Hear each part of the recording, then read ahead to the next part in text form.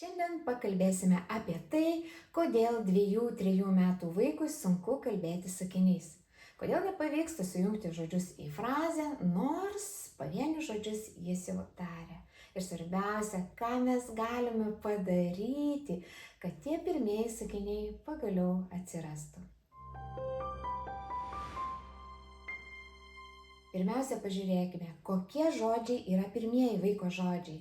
Dabar prekyboje tikrai labai daug knygelių, pavyzdžiui, mano pirmieji žodžiai. Bet dėja, kalba neprasideda nuo knygelių, knygos gerai, knygos padeda vaikui suprasti kalbą, paveikslėliai plečia suvokimą apie supantį pasaulį, vaikas kaupia savo vidinį žodyną, tačiau kalbėjimas prasideda tik per komunikaciją, tai yra per bendravimą, o paskatinti kalbėti lengviausiai yra žaidžiant. Atkreipkite dėmesį, kad vaikiškose knygutėse pilna paveikslėlių, ant kurių parašyta apelsinas, ananasas, ar nupieštas transportas, ar spalvos. Tai yra tokie vaizdai, kurių vaikas būdamas metų ir 2, tokių žodžių, tiesiog nepajėgs pasakyti. Kodėl? Pažiūrėkime į kalbą kaip į sportą. Kad vaikas galėtų vaikščioti, jis valdo kojų raumenis. Kad galėtų kažką pakelti nuo žemės, kamuolį, krepšelį, jis valdo rankų raumenis. O norint kalbėti, reikia valdyti burnos raumenis, tai yra artikuliacinio aparato organus. Nes mūsų liežuvis, mūsų lūpos, tai tie patys raumenys. Ir mes nesitikime, kad vaikas vos pradėjęs vaikščioti, kai jam dar tik tais 1 ar 1 su trupučiu, staiga padarys salto. Arba mokės atlikti kažką sudėtingo, net ten šokinėti ar vartytis kūlversčių. Lygiai taip pat, kai vaikas tik pradeda treniruoti savo artikuliacinį aparatą, kai pradeda valdyti visus šitos raumenis, mažai tikėtina, kad jis iš karto tars sudėtingus žodžius. Kalboje labai svarbus dalykas yra artikuliacinių padėčių kiekis. Pirmieji žodžiai dažniausiai būna mama, tėtė ir tai ne tik dėl emocinio ryšio ar artumo, bet ir todėl, kad šie žodžiai artikuliaciškai labai paprasti. Paimkime ma. Žodis sudarytas iš 2 pasikartojančių artikuliacinių judesių, padėčių ma. O dabar įsivaizduokime vaiką, kuris apskritai labai silpnai jaučia savo artikuliacinius organus. O tai būna beveik visiems mažyliams. Jis jau nemato, retai kada tikrai juos jaučia, nebent ten kramtydamas ar kai mama valo dantis. Ir staiga jam reikia atlikti visą artikuliacinių padėčių seką. Artikuliacinė padėtis yra siejama su priebalsiu, o su juo einantis balsis tik prisitaiko prie tos pozos. Pavyzdžiui, noriu pasakyti ten m, sudedu lūpas, ma, viena poza, mo, kita poza. O dabar įsivaizduokime, kad tokių padėčių yra 5. Pavyzdžiui, kaip žodį apelsinas. Žinoma, vaikui tai yra per sunku. Kur kas lengviau tarti žodžius iš 2 atvirų skiemenų. Pavyzdžiui, bitė. Toks žodis turi tik 2 artikuliacinės padėtis, lygiai taip pat kaip ir musė, vata. Ir šiandien papasakosiu, kaip padėti vaikui jungti žodžius į frazę, jeigu jis jau tuos trumpus žodžius taria, tokius kaip ir minėjau, musė, koja, lova. Kodėl kartais vaikas niekaip nepereina prie sakinių? Ir dažnai taip nutinka tuomet, kai vaikui sunku persijungti iš vienos artikuliacinės padėties į kitą. Galbūt jūs kaip tėveliai ar specialistai jau esate susidūrę su šia problema. Tai reiškia, kad atskirai vaikui pavyksta ištarti atskirai pavyksta ma, bet jis niekaip nesujungia į vieną žodį ema. Ir būtent žaidžiant mes mokome šios 2 skiemenis sujungti. Ir vieną dieną tai pavyksta. Ema, saga, pupa, bet iki frazės vis dar nenueiname, nes tada vaikas susiduria toliau su kitais sunkumais. Tada jam neišeina persijungti nuo vieno žodžio prie kito. Ir čia irgi galime vaikui padėti.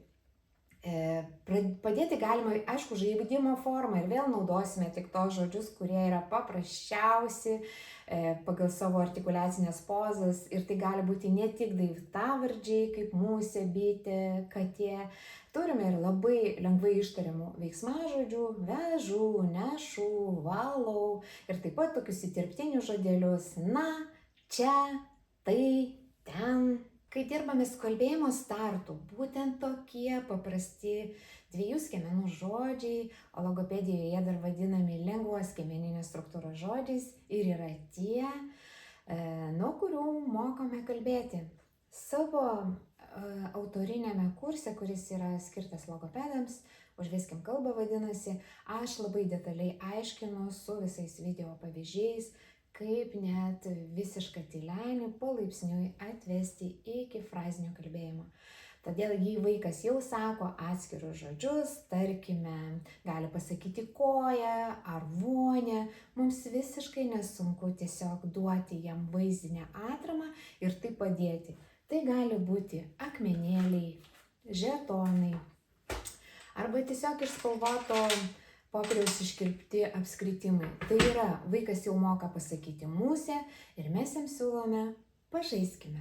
Padedame akmenėlius, paveikslėlius ir sakome, čia musė arba mano musė. Ir tai padarome 2 žodžių frazę. Šie akmenėliai kaip žymekliai atitinka artikuliacinių padėčių skaičių. Mano musė. 4 padėtys vadinasi 4 akmenėliai. Gali būti kitas paveikslėlis, mano kėdė, mano dėdė. Lygiai taip pat galime pasidaryti tokį šabloną ir taip pat sudėti, čia būtų aš, nešu košę. Aš nešu košę. 5 persijungimai.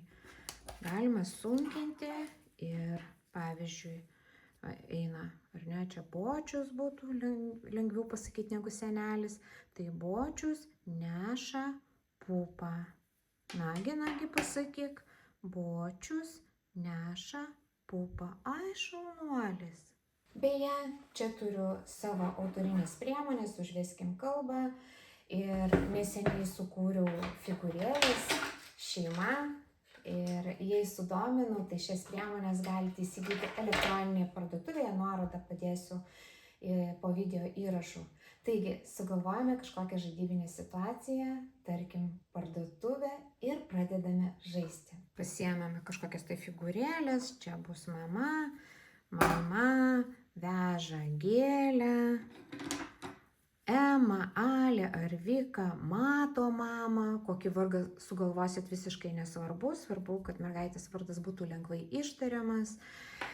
Ateina Tomas eina, Tomas ima gėlę, Tomas neša gėlę ir jisai neša babai, Tomas duoda gėlę babai, jau gaunasi netgi frazė iš 4 žodžių.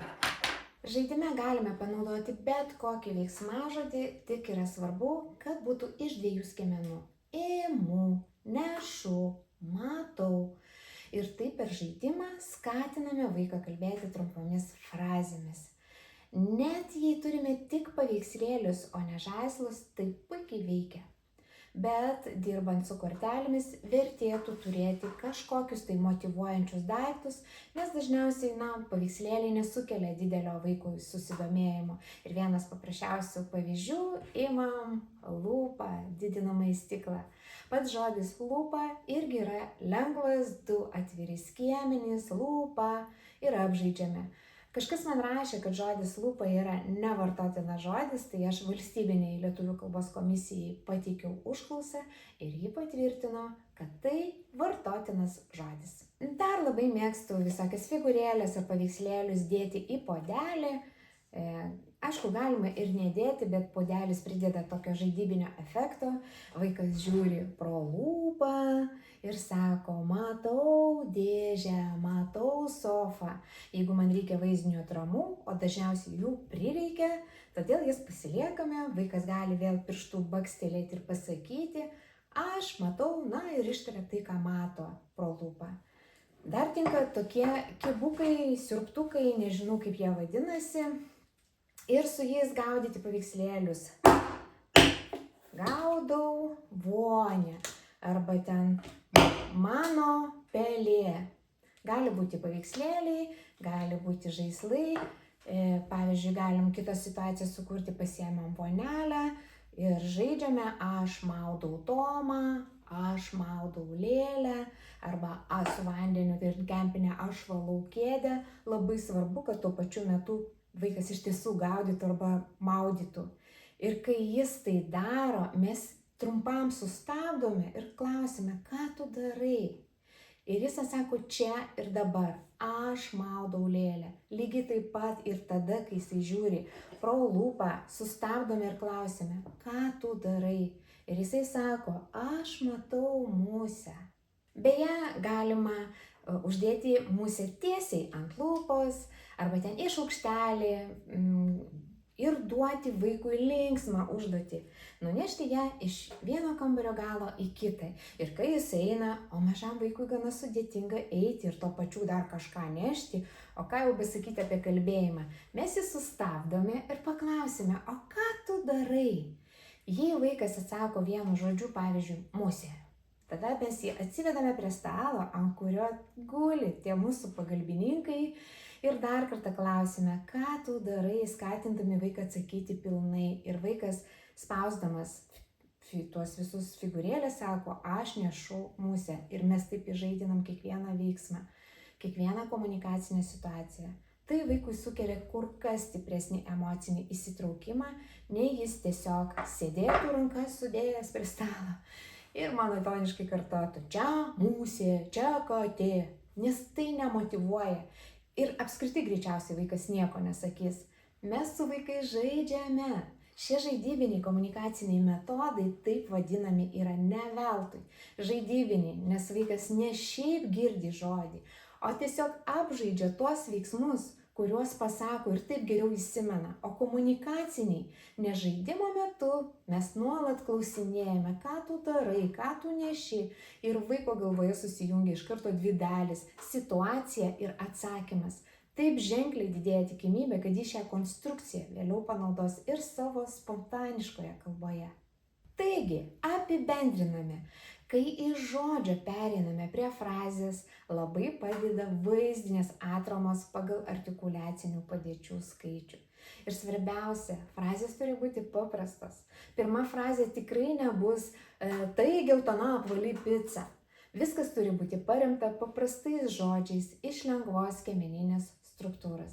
Tai yra, daiktavardžiai turi būti dviejų atvirų skiemenų - koja, lova, katė ir panašiai. Ir lygiai taip pat veiksmažodžiai - nešu, vežu, valau. Labai tikiuosi, kad mano paaiškinimas, kaip iš žodžio prieiti prie frazės, buvo jums įdomus ir naudingas. O jei jau taip nutiko, kad jūsų 2 ar keliais mėnesiais vyresnis vaikas dar nekalba žodžiais, kalba tik garsažodžiais ar taria tik pirmą žodžio skiemenį, kviečiu savo praktinius mokymus. Jie yra parduodami įrašyti, kuriuose pasakoju, dėl kokių priežasčių gali atsirasti kalbos raidos vėlavimas, kodėl vaikas tyli ir kokias aukštesniąsias psichinės funkcijas kartu su kalbinėmis galima lavinti namuose, žaidimo forma, kad vaikas pradėtų gražiai ir taisyklingai kalbėti. Na ir jei žiūrėjote iki galo, reiškia šitą temą jūs palietė. Palaikykite mano darbą, paspauskite patiktuką, parašykite komentaruose nors kažką, nors vieną žodį ačiū ar širdelę. Man tai padės būti ne tik labiau matomai, bet ir parodys, kas jums iš tiesų yra aktualu. Tad iki susitiksime už 2 savaičių.